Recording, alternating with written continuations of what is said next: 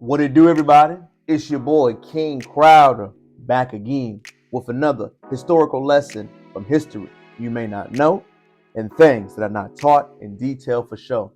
Today's lesson, we're going to go all the way down to North Florida. We're going to focus on a town known as Ocoee, Florida. Ocoee, sorry if I'm pronouncing it wrong, Florida, the North Panhandle of Florida. This situation happened between November 2nd and November 3rd of 1920. Did you know that most parts in America and this country have had a form of ethnic cleansing? Ethnic cleansing is when you saw racial violence being done to Black Americans to make sure white mob got rule, enforce power, and how they enforce power over a certain parts of society. The Ocoee Massacre was a mass racial cleansing when a white mob attacked Black Americans in northern part of Ocoee, Florida. The town is located in Orange County, near Orlando, previously inhabited of the Seminole Black American Native tribes. It was the home of almost 300 Black American residents to 400 white American residents. This massacre took place starting on November 2nd, 1920. It was right when the U.S. presidential campaign was beginning to go up, and many people in that town, a total of 30 to 35 Black Americans, were killed. It was known as one of the most bloodiest modern-day political massacres in U.S. history. If you are from the state of Florida, did you know that? Most Black American buildings in Northeast Florida, right, were burned down. They were shot. They were driven out, and they got no just due.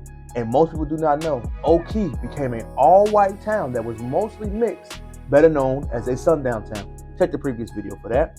I break down what a sundown town is, what had happened, and how it works. What it did was this attack prevented Black Americans in this place from voting. They had poll taxes already to disenfranchise them and make people that were poor, most of them were sharecroppers in this area, have no right, as well as voter registration. What they did was that they pressured Black Americans by refusing to give them the right to vote. If voting doesn't matter, why would you inhibit someone else from having that right to do so? In return, since the people did not go and they wanted to champion their rights, shotguns, political workers were armed, broken down, shot, and deputies in the county did nothing but rest and open the end on the people that were actively in that community.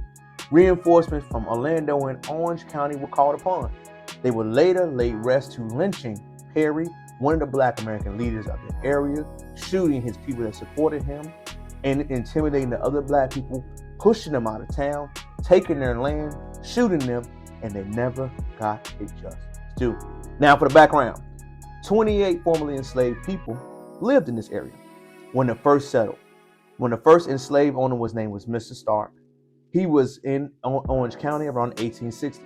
Many Black Americans of this area purchased their own land from the wealthy part.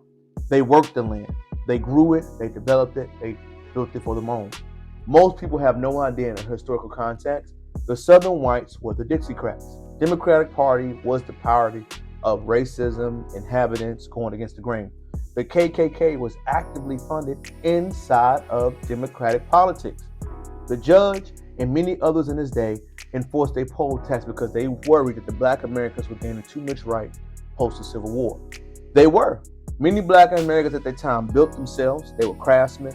They developed their own land. They wanted to exercise their right to vote, feed themselves, be a part of the electoral process, and grow their wealth. So, as American citizens, gaining full access to life, liberty, and the pursuit of happiness, they wanted to use what their rights gave them. So, election day was coming up. They literally participated in the election process. They were good galvanized, they championed, and they elected leaders of their community to represent them. Makes sense, right? You want people of your community to represent you. Why would you want others who have no just due or ending in your community to represent you? That is what many others from across the way had an issue with. So, Mr. Perry, who was a leader in this community, Julie Perry, said about that the Perry household was where they galvanized, championed, and broke down issues. Mr. Perry's home was the first one they targeted.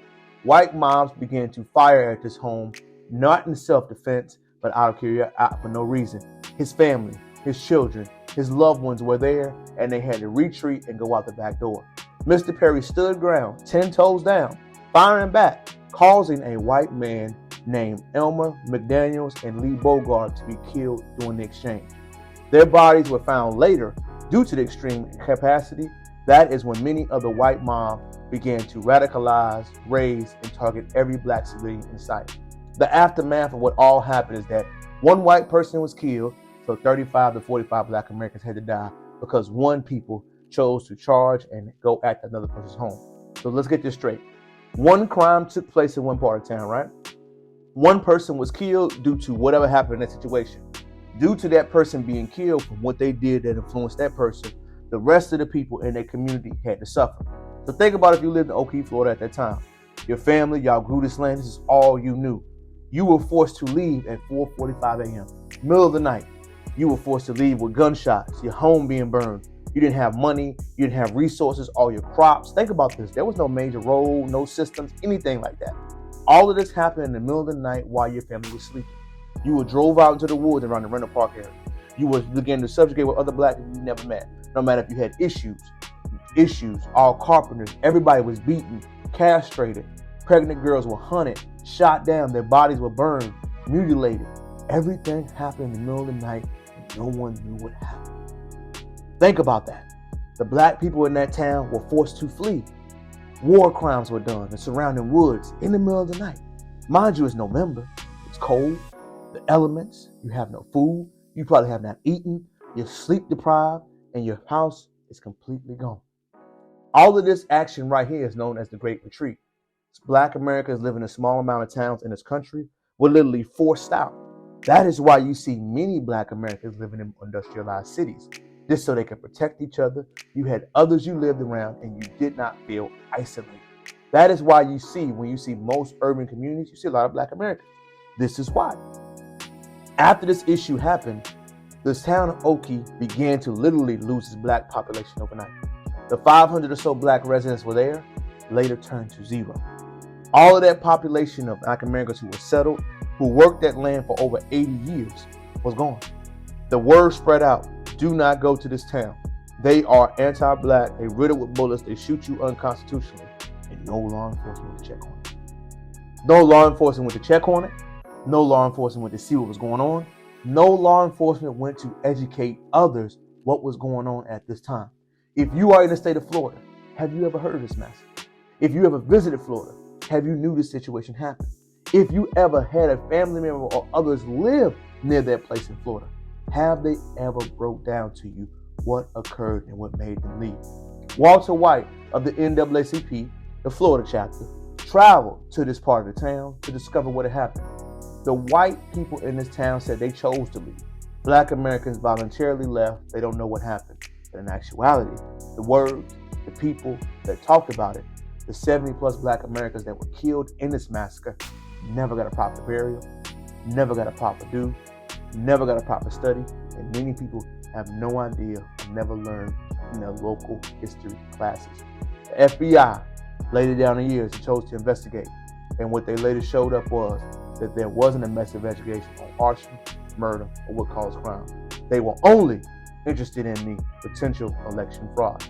That's where the judgment, the lack of trust, and the lack of understanding came in these communities.